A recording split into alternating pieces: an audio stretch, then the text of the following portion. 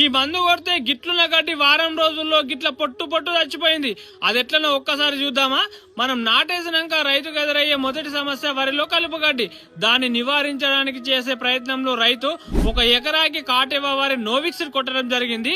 దాంతో పాటు 100 ml clincher మరియు బిస్పరిక్ సోడియం 50 ml, నోవిక్సిడ్ 500 ml కలిపి స్ప్రే చేసిన వారం రోజుల్లో గిట్లున్న గడ్డి మొత్తం ఇగో గిట్ల వేళ్లతో సహా మొత్తం చనిపోయింది.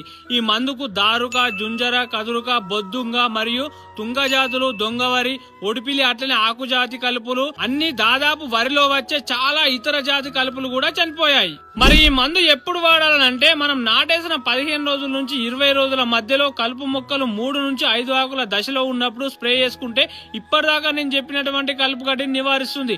ఈ నోవిస్ కొట్టే ముందు నీళ్లు మొత్తం తీసేసి మందు కొట్టిన 12 గంటల నుంచి 24 గంటల లోపు నీళ్లు పెట్టి ఒక వారం రోజుల పాటు పొలంలో నీళ్లు ఉండేటట్టు చూసుకోవాలి.